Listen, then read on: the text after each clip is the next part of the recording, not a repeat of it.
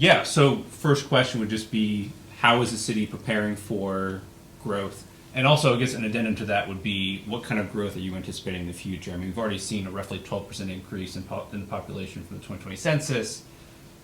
How's the city preparing for that? So, I mean, I would I would preface this by saying that through COVID, I felt like it was an opportunity, even though, I have spent a number of years in local government, it was this real opportunity to reassess and reevaluate what was happening in local governments, what was happening in cities, what socially was happening within our community as a result of going through a pandemic.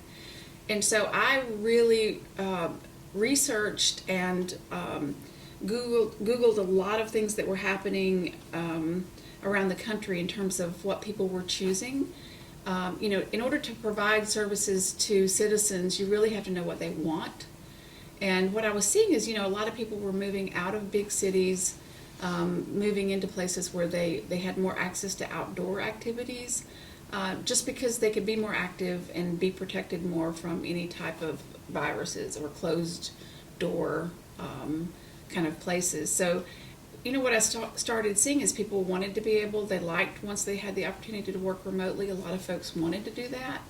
And a lot of the folks in that category were folks who were of a younger generation.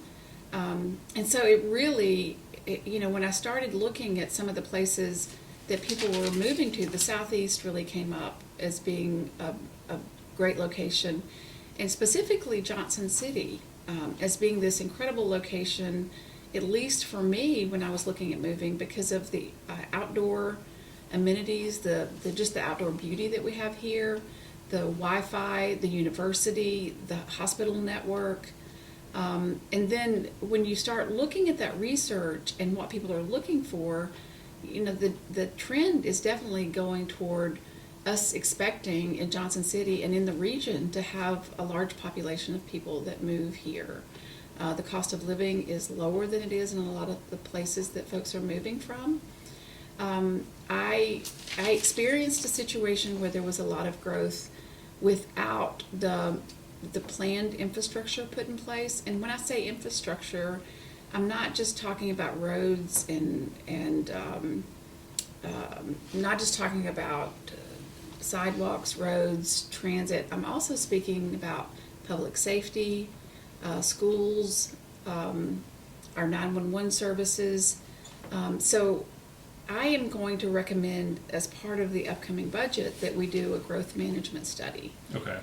And when you're talking about, like, you've experienced a situation where a community wasn't ready for growth, are you talking about in Asheville? Right. That was the case? Right. Okay.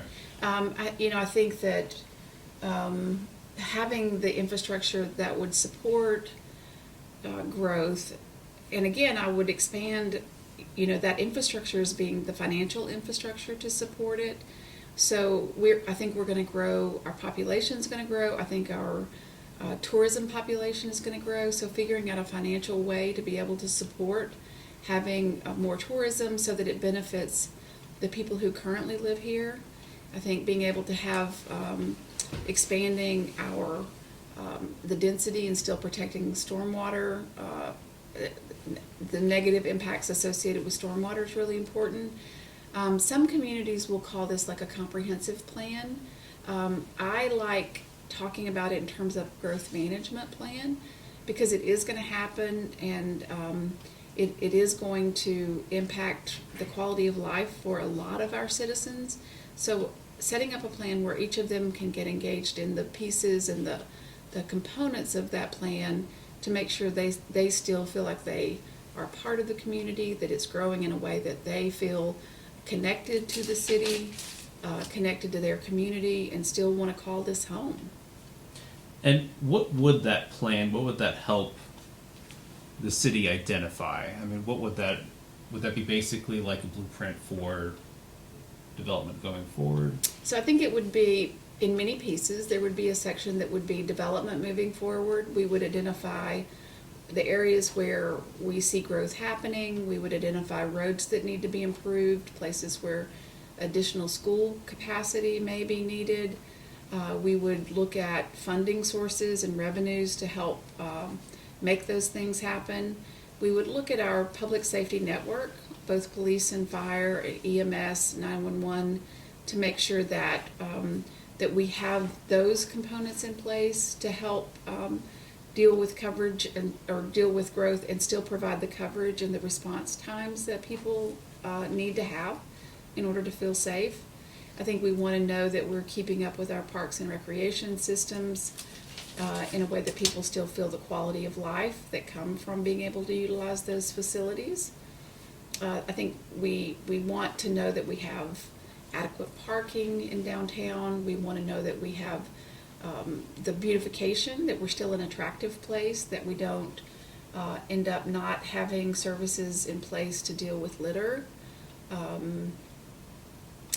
We want to be able to still maintain the beauty of the area.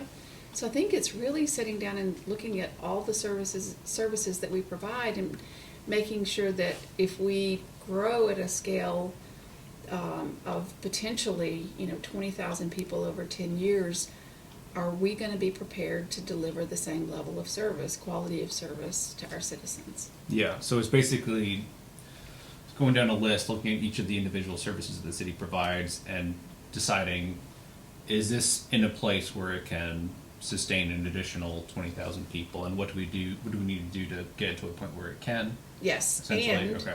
it's also working with other agencies to say, how do we help them be able to expand their capacity to also deal with it?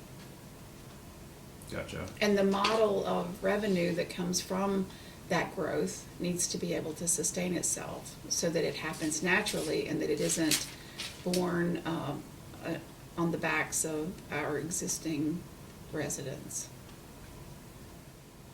More thorough future planning occurring in terms of how we finance projects in Johnson City than there was in Asheville. Yeah, there is definitely a stronger financial resilience in Johnson City to be able to fund infrastructure improvements for growth than I think I experienced previously. Okay. I will tell you that I absolutely, and I won't waver on this at all, absolutely love Greenville, South Carolina. I absolutely love Asheville, North Carolina. I love the places that have helped me be the person that I am. So I'm not speaking of this in a critical way. I'm speaking of it from the experience of moving into a leadership role here in Johnson City, and what I observe as being real assets that were different. Yeah. And of course, state law prohibited different things from happening in those different communities. The only way that a bond could be passed in Asheville was by voter referendum. Okay. Gotcha. So it wasn't in any way. I'm not faulting any place. I think it's just that the structure of the way that the governmental organization is set up in Johnson City is just uniquely set up in a way that makes it more sustainable and more resilient when it comes to the financial economy of the city. Gotcha. And maybe by extension, just preparing for growth in the future. Exactly. Okay. So I think that, when I'm a pretty deep thinker, and so when I think about the opportunity here in Johnson City to make sure that I know that I keep saying this, and I keep saying it because I mean it so much. There have been a number of people that I've met since I've been back that have invested so much in this community that I want those same people to feel like they understand how it's grown, they still love the city, they still love being a part of it, or else I feel like I will not have done my job.